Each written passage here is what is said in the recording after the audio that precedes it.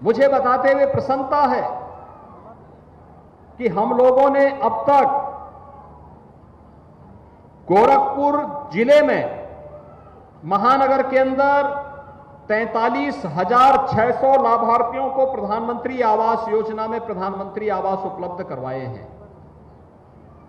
43,600, जिनमें से 35,500 के मकान बनकर के तैयार हो गए हैं। वहां पर वे लोग अपने घरों में रह रहे हैं। और भाइयों बहनों, ये तो शहर का है। गोरखपुर महानगर, पिपराइच, पीपीगंज, चोरी चौरा, सैजनवा, उनवल, बांसगांव, बढ़लगंज, गोला, इन सब का है।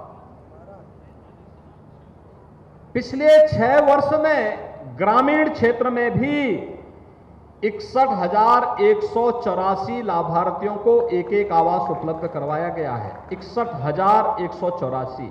और अगर आप 43,600 और 61,184 को अगर आप जोड़ेंगे तो ये पड़ता है 1,04,000 से ज्यादा लाभार्थियों को ये आवास उपलब्ध हो गए हैं। आप सोचिए कि आजादी के बाद लंबे समय तक कांग्रेस ने शासन चलाया। प्रदेश में लंबे समय तक समाजवादी पार्टी की भी सरकार रही,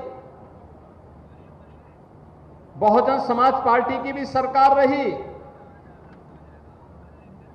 इन लोगों ने, कांग्रेस ने गरीबी हटाओ का नारा दिया, लेकिन किसी गरीब की गरीबी नहीं हटाई। समाजवादी पार्टी ने भी नारे दिए, लेकिन वे नारे परिवारवाद और जातिवाद की शिकंजे में फंस करके भ्रष्टाचार के प्रतीक बन गए।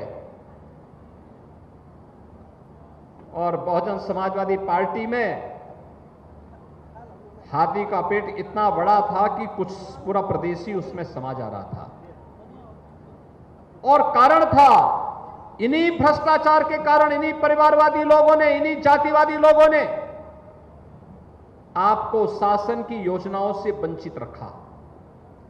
गरीब को न शौचालय दिया, गरीब को न आवास दिया, गरीब को न रसोई गैस का सिलेंडर दिया, गरीब को न राशन दिया, गरीब को न स्वास्थ्य बीमा का कवर ही दिया, और किसी भी योजना का लाभ किसी भी गरीब को नहीं लेने दिया। और परिणाम था कि उत्तर प्रदेश पिछड़ता गया। अगर जनता गरीब होगी तो प्रदेश समृद्ध नहीं हो सकता है, देश समृद्ध नहीं हो सकता है।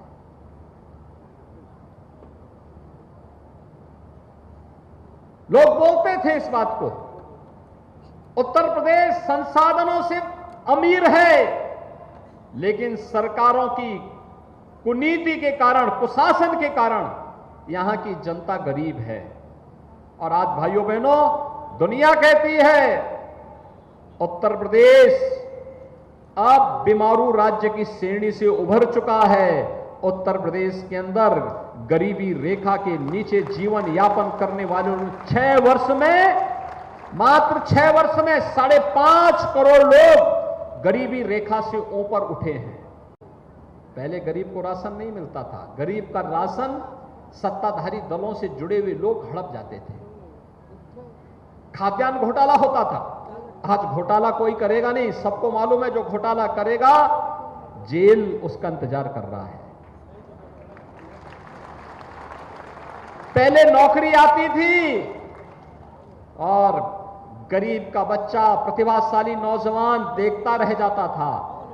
सत्ता में बैठे हुए लोग नौजवान की नौकरी पे डकैती डालने का काम करते थे।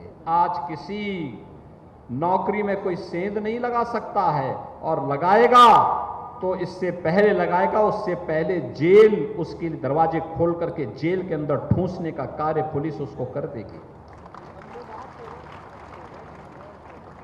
पहले चाहे वह वृद्धावस्था पेंशन हो, विधवा पेंशन हो, दिव्यांगजन पेंशन हो, पहले तो मिलता ही नहीं था, और अगर जो कुछ थोड़े लोगों को मिलता था उसमें भी कमीशन खोरी होती थी।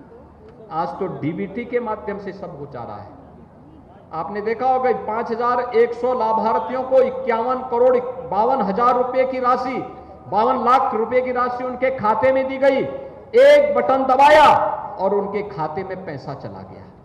बीच में कोई है ही नहीं, बटन मैं दबा रहा हूं और पैसा उनके खाते में सीधे जा रहा है, बीच में कोई नहीं है, सीधे खाता में, लाभार्थी के खाते में पैसा। भाइयों बहनों, यह है टेक्नोलॉजी का लाभ। डिजिटल पेमेंट के साथ जुड़ने के लिए प्रधानमंत्री जी इसीलिए कहते हैं मीडिएटर नहीं होगा, कोई लेन देन नहीं कर सकता आपसे, सीधे सरकार का पैसा आपके पास आएगा।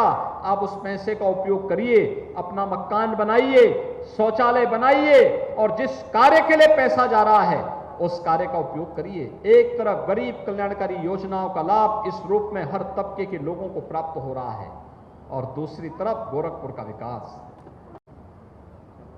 आज उत्तर प्रदेश में अगर विकास के प्रति हम भी परिवारवाद, जातिवाद के चक्कर में पड़ते, क्या होता? हम विकास नहीं करा पाते। आज जिसमें दृष्टि नहीं है, जिसमें बुद्धि नहीं है, जो अपनी संकीर्ण मानसिकता से ग्रसित हो, वही व्यक्ति बोलेगा कि विकास नहीं हो रहा है। लेकिन भगवान ने जिसको दृष्टि दी है, बुद्धि दी है, विवेक दिया है और जो राजनीतिक पूर्वाग्रह से ऊपर ईमानदारी के साथ प्रदेश के हित में सोच रहा होगा, उस हर व्यक्ति को प्रदेश के अंदर हो रहा विकास दिखाई दे रहा होगा, उस सबको दिखाई दे रहा है। आज उत्तर प्रदेश देश के अंदर सुरक्षित प्रदेश है। संगठित अपराध लगभग पूरी तरह समाप्त हुआ है, बेटियां सुरक्षित हैं, हर तबके का व्यक्ति अपने आप को सुरक्षित महसूस करता है। निवेश आ रहा है, भारी संख्या में निवेश। 1 करोड़ नौजवानों के लिए नौकरी की नई संभावनाओं को लेकर यह निवेश आएगा। 2 करोड़ युवाओं को टैबलेट और स्मार्टफोन वितरित किए जा रहे हैं। आधुनिक इंफ्रास्ट्रक्चर विकास की एक नई कहानी को कहता है। और गोरखपुर में पहले यहां पर जो लोग उद्योग लगाए थे वे भागते थे, आज दुनिया के उद्योगपति गोरखपुर में उद्योग लगाने के लिए आना चाहते हैं, क्योंकि उनको लगता है गोरखपुर में संभावना है। एक नहीं 4-4 विश्वविद्यालय आज के दिन पे गोरखपुर में काम कर रहे हैं। शिक्षा का आधुनिक हब गोरखपुर बन रहा है।